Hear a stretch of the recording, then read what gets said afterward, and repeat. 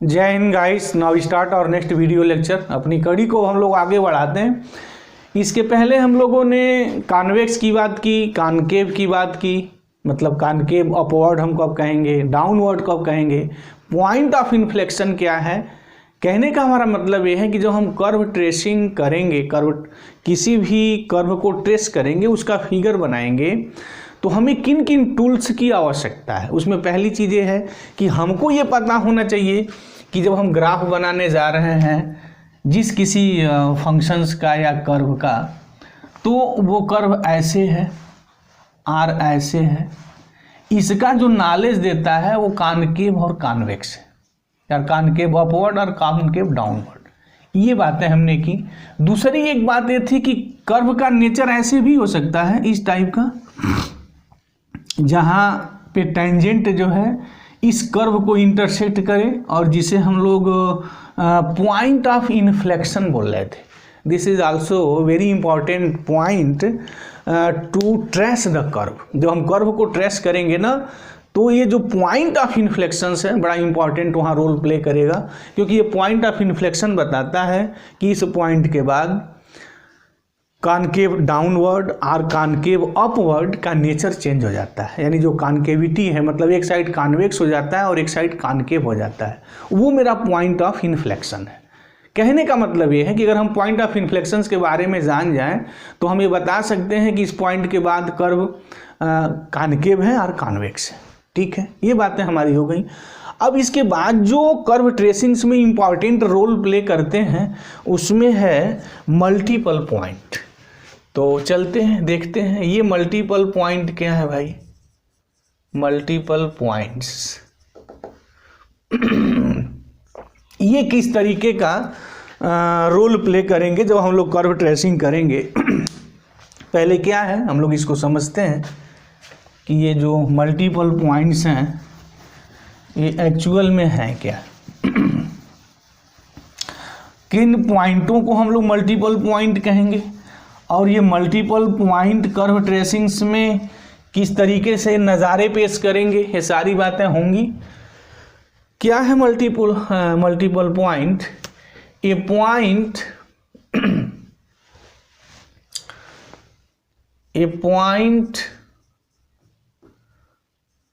on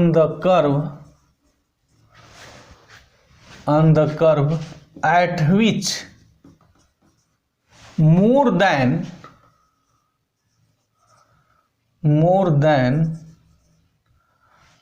one branches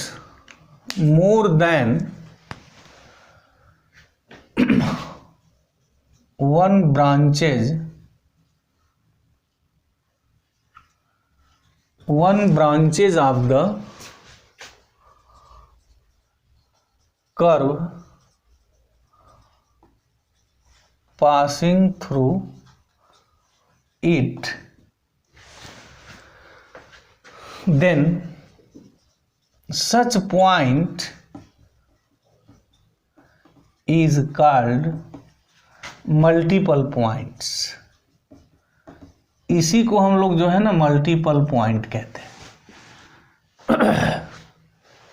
क्या है यहाँ कि ए पॉइंट ऑन द कर्व, मतलब कर्व पर वह पॉइंट, कर्व के अलावा अगर पॉइंट है तो उसकी बात यह नहीं है, कर्व पर वह पॉइंट जिस पर या जिससे more than one branches of the curve passing through it, मतलब उस पॉइंट से एक से ज़्यादा कर्व के अगर ब्रांच पास कर रहे हैं तो उसको हम लोग मल्टीपल पॉइंट कहते हैं।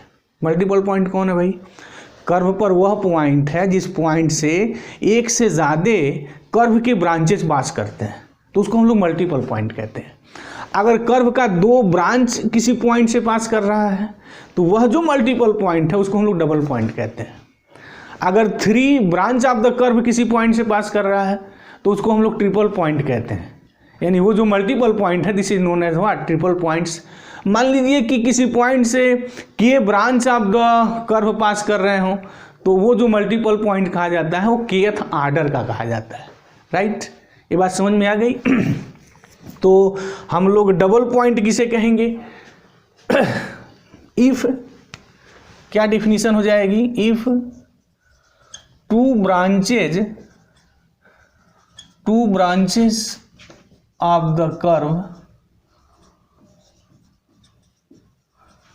passing through a point, then this point is called, इसको हम लोग क्या कहते हैं, डबल पॉइंट कहते हैं। इसी को हम लोग डबल पॉइंट कहते हैं कि अगर कर्व के किसी एक पॉइंट से दो ब्रांच पास कर रहे हो तो this is the known as the double point.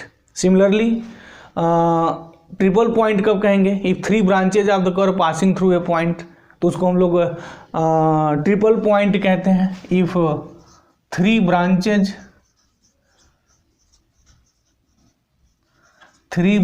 Of the curve passing through a point,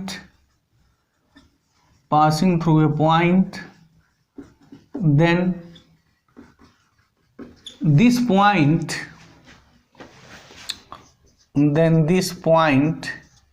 is called what, triple point.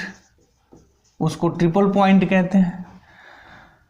अगर के ब्रांचेजों की संख्या के हो, इन जनरल के कुछ भी हो सकता है, 2 3 4 5 6 7 8 9 जो भी हो, अगर किसी कर्व के ब्रांच कर्व के किसी पॉइंट से पास कर रहे हो, कर्व के किसी पॉइंट से कर्व के ब्रांच पास कर रहे हो, तो उसको, उस पॉइंट को हम लोग जो है केथ ऑर्डर का कहते हैं। तो this is the concept of the multiple point. Clear हो गई बातें? क्या कंसेप्ट है एक बार और बात करते हैं। कर्व पर वो पॉइंट जिस पॉइंट से कर्व के एक से ज़्यादा ब्रांच पास करते हो, तो वो पॉइंट जो है ना एक अलग तरीके का नज़ारा पेश करता है, और मैथमेटिक्स की दुनिया में उस पॉइंट को हम लोग मल्टीपल पॉइंट कहते हैं। ठीक, ये बात हो गई मल्टीपल पॉइंट। इसके बाद आता है ना इसमें सिंगुलर पॉइंट। एक सिंगुलर पॉइंट का कंसेप्ट चलता है, तो सिंगुलर पॉइंट को भी देख लिया जाए। नॉलेज चाहिए कि ये सिंगुलर पॉइंट क्या है भाई। क्या इसकी हम लोग डिफिनीशन देते हैं, मतलब क्या है सिंगुलर पॉइंट का, किस पॉइंट को हम लोग सिंगुलर पॉइंट कहेंगे। N unusual manner of point of the curve is called what, singular point. इनको हम लोग सिंगुलर पॉइंट कहते हैं। किसे हम सिंगुलर पॉइंट कहते हैं? N unusual manner. Unusual manner का मतलब क्या है, जैसे अभी हमने देखा एक पॉइंट ऑफ इन्फ्लेक्शन की बात थी, तो पॉइंट ऑफ इन्फ्लेक्शन क्या था? पॉइंट ऑफ इन्फ्लेक्शन कर्व पर वो पॉइंट था जिस पर टेंजेंट कर्व को इंटरसेक्ट करता है। अब तक हम लोग जो सीख के आए हैं ना, टेंजेंट कर्व को एक पॉइंट पे टच करता है, इंटरसेक्ट नहीं करता है। इंटरसेक्शन का कंसेप्ट जो होता है ना, वो कर्व को जब कोई लाइन इंटरसेक्ट करती है या टच करती है तो दो बातें अलग हो जाती हैं। जैसे कि अगर हमारे पास कोई कर्व है और लाइन इसको किसी पॉइंट पे टच कर रही है, तो किसी एक पॉइंट से होके जाएगी, दिस ऐसा होगा। लेकिन हम ये नहीं बोलते हैं कि this tangent intersect the curve here, नहीं, ये अनयूजुअल बात हो गई ना कि टेंजेंट किसी कर्व को इंटरसेक्ट करे, ये कहना अनयूजुअल हो गया। लेकिन अगर ऐसा हो रहा है कि कर्व टेंजेंट हम किसी कर्व पे ड्रा कर रहे हैं और वो टेंजेंट कर्व को इंटरसेक्ट कर रहा है, तो this is the unusual behaviour of the point of the curve. और उस पॉइंट को हम लोग जानते हैं पॉइंट ऑफ इन्फ्लेक्शन कहते हैं। और वहाँ जो शेप था हमने देखा था एक कर्व को लेकर के, ये जो है यानी y is equal to x cube, ये जो है ना इसमें x इज इक्वल टू 0, ये x एक्सिस जो है ना इसकी टेंजेंट दिस, और टेंजेंट का जो फार्मूला है y minus y1 dy by d x at point x1 y1 x minus x1। अगर ओरिजिन पर ओरिजिन पर इस कर्व का टेंजेंट निकाला जाए तो y इज इक्वल टू 0 आएगा। y is equal to 0 means x axis आएगी, और यहाँ देख ही रहे हैं कि x एक्सिस इस कर्व को इंटरसेक्ट कर रही है, लेकिन this is the equation of also the tangent here. तो अगर ऐसा बिहेवियर अगर है ना तो उसको हम लोग सिंगुलर पॉइंट कहते हैं, कि वे सारे पॉइंट कर्व के सिंगुलर पॉइंट कहे जाते हैं जिनका बिहेवियर अनयूजुअल है। तो सिंगुलर पॉइंट में क्या क्या आएगा, लाइक एज या एग्जांपल्स की अगर हम लोग बात कर लें तो एग्जांपल्स में आएगा पॉइंट ऑफ इन्फ्लेक्शन, ये जो है, और हमारे जो मल्टीपल जो पॉइंट्स हैं, ये multiple points, point of inflection और जो मल्टीपल पॉइंट्स हैं इनको हम लोग सिंगुलर पॉइंट्स कहते हैं, इन्हीं को मिला के हम लोग सिंगुलर पॉइंट्स कहते हैं। ठीक है, अब यहाँ एक बात और आती है, अब मल्टीपल पॉइंट्स में भी बहुत सारे कैरेक्टर होते हैं। जब हम लोग कर्व ट्रेसिंग करते हैं तो कर्व ट्रेसिंग करते वक्त ये जो मल्टीपल पॉइंट्स हम निकालते हैं ना, इससे कर्व का शेप का निर्धारण होता है। जैसे कैसे निर्धारण होगा देखिए वहाँ। अब मल्टीपल पॉइंट्स के जो है क्लासिफिकेशन है हमारे, मतलब मैं यूँ कहूँ ये हो गया क्लासिफिकेशन ऑफ मल्टीपल पॉइंट्स, बड़ी ज़बरदस्त चीज़ है। और जो इस वीडियो लेक्चर्स को वॉच कर रहा है सीरियसली प्लीज़ साथ साथ वो नोट बना ले, तो जो नोट उसका बना होगा कर्व ट्रेसिंग के बहुत काम आएगा, और हम उसको इजी लैंग्वेज दे रहे हैं ताकि एक बड़ा वो यूज टू वाली लैंग्वेज हो, प्रैक्टिकल हैंड की चीज़ें हों, ताकि जो हम कर्व ट्रेसिंग करें तो वो सब सारी बातें हम लोग इजीली वे में ग्रैप्स कर सकें। और मैथमेटिक्स की जो साहित्यिक जो लैंग्वेज है ना, उस लैंग्वेज से थोड़ा हम दूर हट के एक कॉमन लैंग्वेज की बात करने जा रहे हैं। तो अब जैसे यहाँ है classification of the multiple points, तो जो पहला क्लासिफिकेशन इसका होता है ना, फर्स्ट मल्टीपल पॉइंट्स, जिसका नाम हम लोग नोड भी कहते हैं। तो देखते हैं नोड क्या है, क्या है ये नोड कैसे निकालते हैं। देखिए नोड्स हम तब निकालेंगे ना जब हमें मल्टीपल पॉइंट्स पता हो। अब मल्टीपल पॉइंट्स में बेसिकली डबल पॉइंट्स, यानी हम जो निर्धारण करेंगे यहाँ वो सब डबल पॉइंट्स का ही निर्धारण करेंगे। अगर डबल पॉइंट पे at if at double points there are two real and distinct tangents, then such double point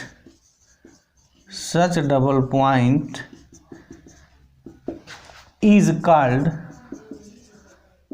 node। Meaning क्या है, हमें पता चल गया कि ये मेरा डबल पॉइंट, ठीक है, बाद में हम लोग निकालेंगे कैसे टेस्ट करेंगे वो फर्दर में बात होगी। जैसे हमें पता चल गया ना कि ये मेरा डबल पॉइंट है, ठीक है, राइट। अब क्या है कि अगर डबल पॉइंट पर टेंजेंट्स हमारा रियल और डिस्टिंक्ट है, रियल मतलब इमेजिनरी नहीं है, डिस्टिंक्ट मतलब अलग अलग है, ठीक है।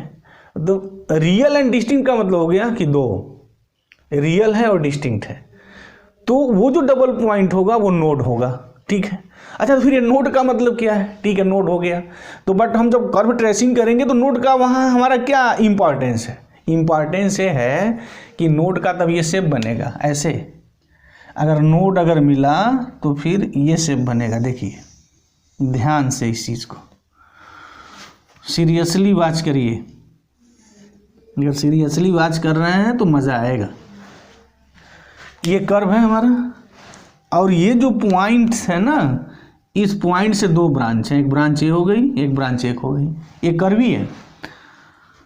इस पॉइंट पर जब हम इस कर्व पे टेंजेंट ड्रा करेंगे, लो जी ये है, दिस इज द टेंजेंट। इस पे अगर इस ब्रांच पे इस कर्व पे अगर हम टेंजेंट ड्रा करते हैं तो ये हो गया, अब ये टेंजेंट्स क्या है, रियल एंड डिस्टिंक्ट है। तो जिस पॉइंट्स पे रियल और डिस्टिंक्ट टेंजेंट मिल रहे हैं ना, उसका शेप इस तरीके का बनेगा। इसी को हम लोग नोड कहते हैं। हो गई बात, मज़ा आ गया नहीं? कि अगर मुझे नोड मिल जाए, मतलब उस पॉइंट पे टेंजेंट्स रियल हों और डिस्टिंक्ट हों, तो जिस किसी भी पॉइंट से मिलेंगे, मतलब जो डबल पॉइंट्स हैं, उस डबल पॉइंट का शेप यानी जो कर्व बनेगा ना, वो उस ऐसे नेचर का बनेगा। This is the node here. तो बहुत बड़ी चीज़ हो गई कि अगर मुझे ये चीज़ मिल जाए तो एक कर्व का निर्धारण हो जाएगा, एक कर्व का मुझे कैरेक्टर पता चल जाएगा कि उसका शेप ऐसा होगा। तो ये जो है नोड का कमाल है यहाँ, कि अगर डबल पॉइंट नोड हो गया, और नोड कब होगा कि जब उस डबल पॉइंट पे जो टेंजेंट्स हैं वो रियल हों और डिस्टिंक्ट हों। ठीक है, ये बात हो गई। अब यहाँ दूसरी बात जो आती है ना, वो आती है हमारी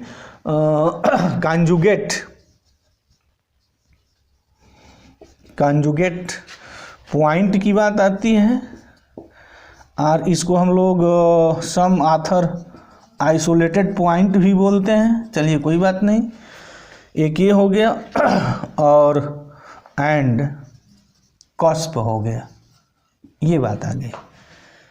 ये कॉन्जुगेट पॉइंट और आइसोलेटेड पॉइंट क्या है और कस्प क्या है, यानी जब कर्व हम ट्रेसिंग करेंगे तो नोड की एक बात आ गई, उसके बाद कॉन्जुगेट पॉइंट आएंगे और कस्प आएंगे। तो ये कैसे आएंगे, इनकी बात को ज़रा देखा जाए। लैंग्वेज मैं यही रहने दे रहा हूँ, बहुत छेड़छाड़ लैंग्वेज से नहीं कर रहा हूँ, ताकि आपको लिखने में और समझने में सहूलियत हो। If at double points there are imaginary tangents मिल जाए।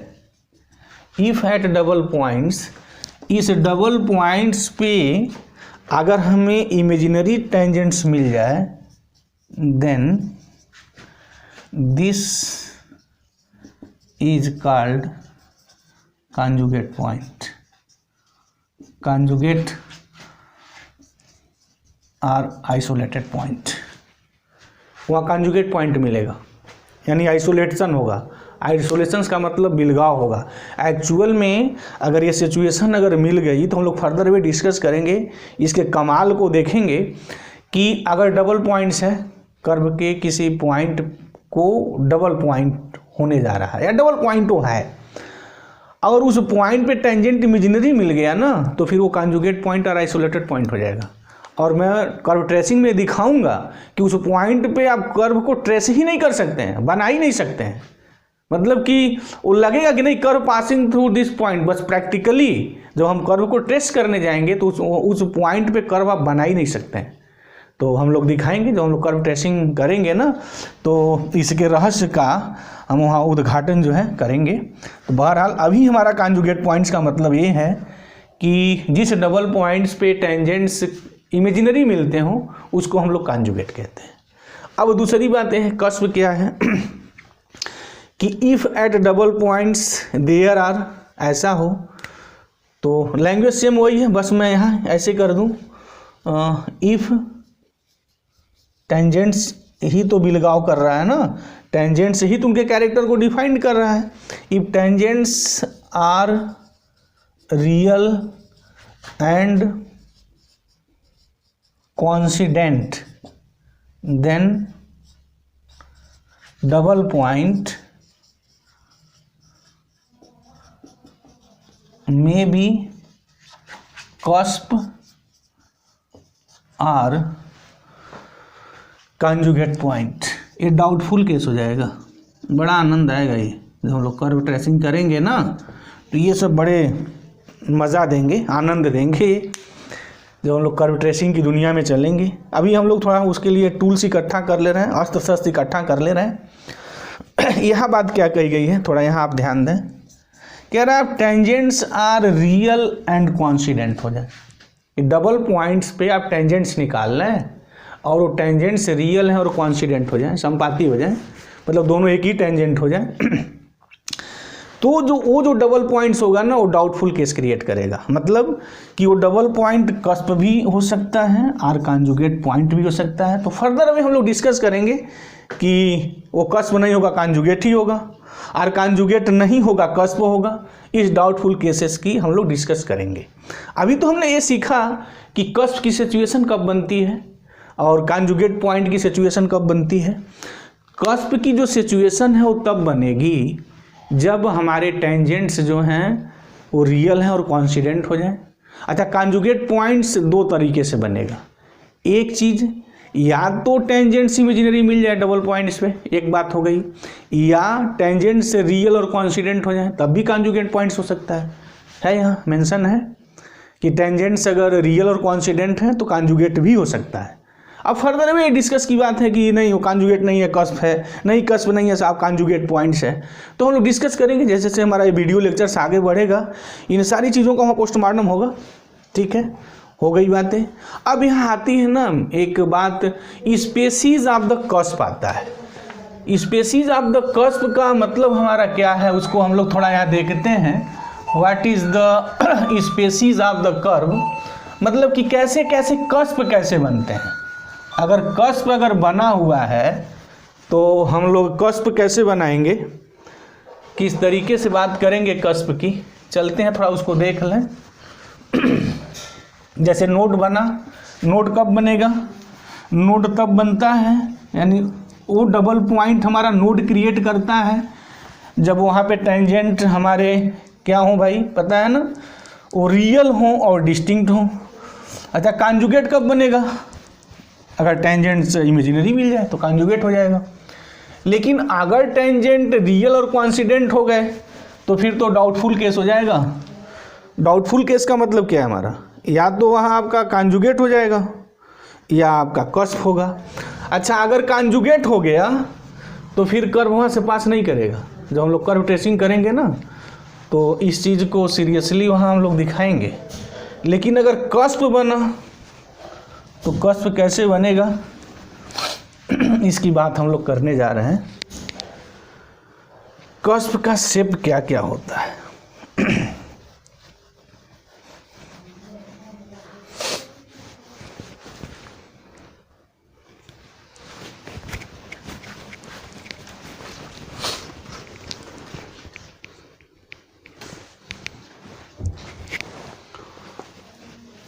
ये नोड और कस्प की महिमा है और कर्व ट्रेसिंग में ये सबसे ज़्यादा इम्पॉर्टेंट रोल प्ले करते हैं। इसके बाद अगर कोई इम्पॉर्टेंट रोल प्ले करता है ना तो टेंजेंट करता है। तो टेंजेंट की बातें होंगी इसी वीडियो लेक्चर्स में हम करने वाले हैं। अभी तो हम थोड़ी बात यहाँ कर लें किसकी, स्पेसीज ऑफ कस्प। कौन कौन सी प्रजातियां हैं भाई कस्प की, कैसे कैसे बनेंगे। जो पहला जो तरीके का हमारा कस्प बनेगा ना फर्स्ट, और मेनली वही हमारे कर्व ट्रेसिंग में पूरे इंटायर द कर्व ट्रेसिंग में वैसे ही मिलता है। बाकी फर्दर अवेज कस्प मिलेंगे तो उसका हम लोग डिस्कस करेंगे। ये होता है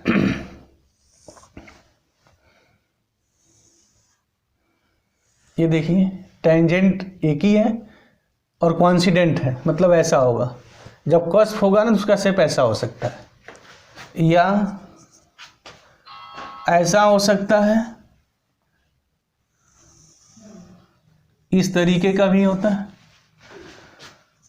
तीसरा इस तरीके का भी हो सकता है, ऐसा भी कस्प बनता है। ये सब बना लीजिए आप। These are the species of the cusp, यानी अगर डबल पॉइंट्स अगर कस्प में कन्वर्ट हुआ तो ऐसे बनेंगे। अच्छा, ऐसे भी हो सकता है, ये कुछ इस टाइप का भी कस्प बनता है। टेंजेंट हमारा ऐसे हो जाए, दिस।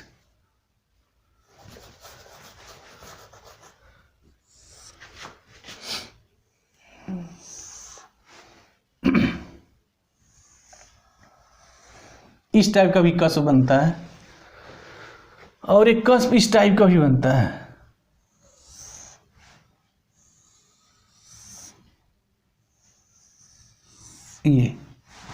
ये है मेरे, दीज आर द कस्प।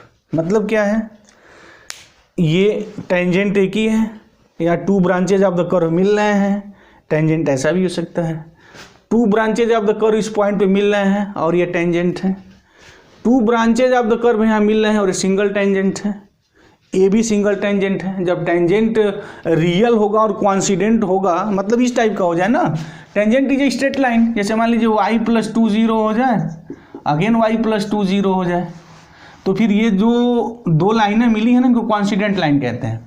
ठीक है, वो कैसे मिलेंगी फर्दर में हम लोग डिस्कस करेंगे।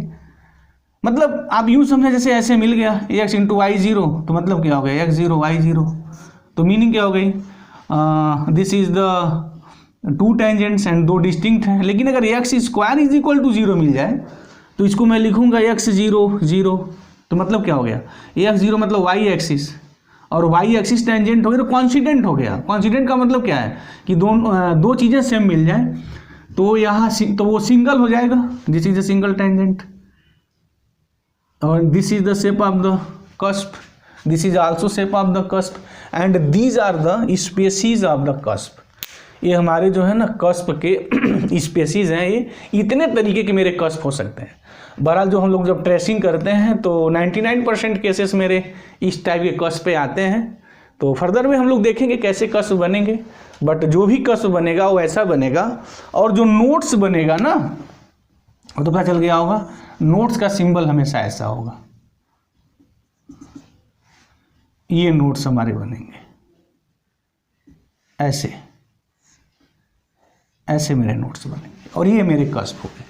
ठीक है, अच्छा, अगर आपने वीडियो लेक्चर्स को बड़ा सीरियसली वॉच किया है ना, तो एक बात यहाँ आई है, जब हम लोग डबल पॉइंट्स की बात किए हैं, तो डबल पॉइंट्स चाहे नोड हो, चाहे वो हमारा कस्प हो या कॉन्जुगेट हो, उस सब में जो है कॉमन चीज़ रही है टेंजेंट्स। अगर टेंजेंट्स अगर नहीं है तो फिर इसका निर्धारण आप नहीं कर सकते हैं। टेंजेंट्स ही तो सारे इन चीज़ों को क्रिएट कर रहा था। अगर टेंजेंट्स रियल और डिस्टिंक्ट थे तो ये था, टेंजेंट इमेजिनरी थे तो कॉन्जुगेट था, अगर टेंजेंट रियल और कोइंसिडेंट थे तो फिर लीजिए ये सारी स्पेसीज थी जिनका नाम हमने कस्प रखा था। ये सब सारी बातें हो रही थी, तो सब कुछ टेंजेंट से ही बना रहा था। तो अब सबसे बड़ी बात आ गई ना कि टेंजेंट्स हम कैसे निकालेंगे, टेंजेंट टू द कर्व। अब चलिए इसको नोट करिए, टेंजेंट्स टू द कर्व या tangents of curve, tangent of curve लिखें तो बात अच्छी रहेगी। कैसे निकालेंगे, क्या कंडीशंस होगी, सीरियसली इस चीज़ को देखिएगा, क्योंकि ये सारे बेस हमारे जो है ना टेंजेंट्स ऑफ द कर्व पे आकर के, या यूँ कहें कि ये पूरा बेस आ गया। अगर टेंजेंट्स ऑफ द कर्व आपको क्लियर हो गया तो फिर ये सब चीज़ें तो उसके बाई प्रोडक्ट हो जाएंगे, फिर तो कोई बहुत प्रॉब्लम नहीं है। पहली चीज़ क्या है कि if curve passing through origin, passing through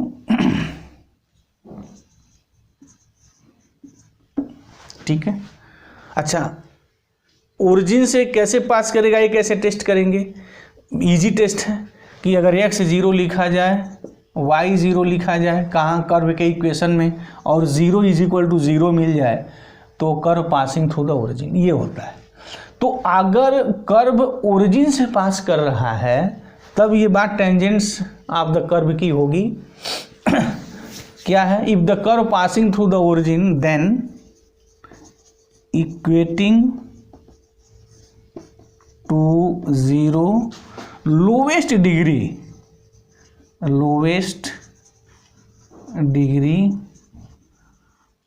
terms of equation of curve, lowest degree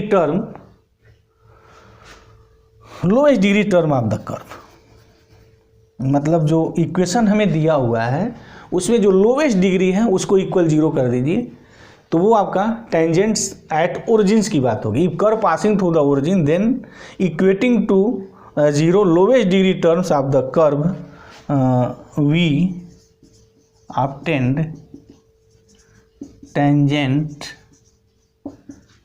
at origin. Clear हो गई बात। कि अगर कर्व ओरिजिन से पास कर रहा है तो टेंजेंट एट ओरिजिन कैसे निकालेंगे आप।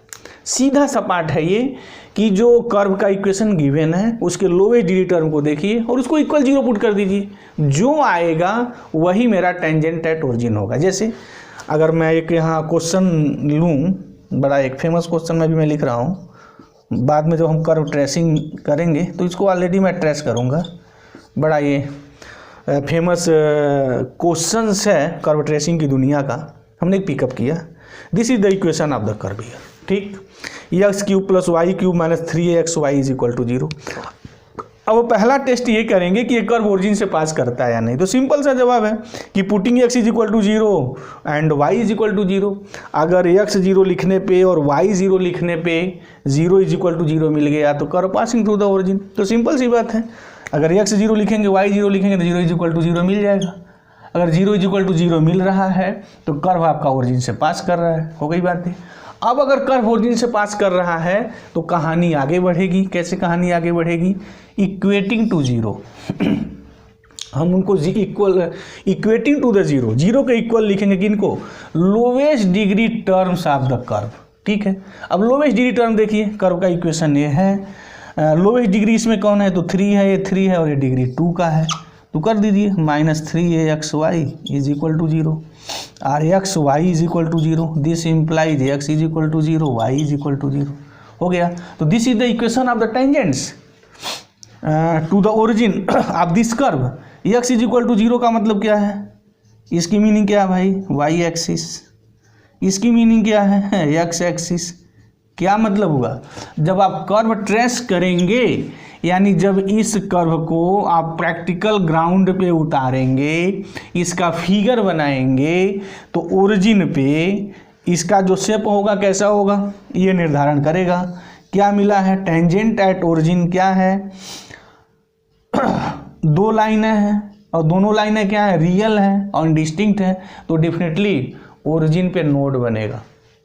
Keep in mind this fact. Node मतलब ऐसा शेप होगा, यानी कर्व जो ओरिजिन से जो पास कर रहा है ना, वो ओरिजिन पे ये पॉइंट ओरिजिन का ऐसा होगा, ये ऐसा आना है। ओरिजिन पे ये फिगर बनना पड़ेगा, या हो सकता है ऐसे बने, तब बाद की बात है।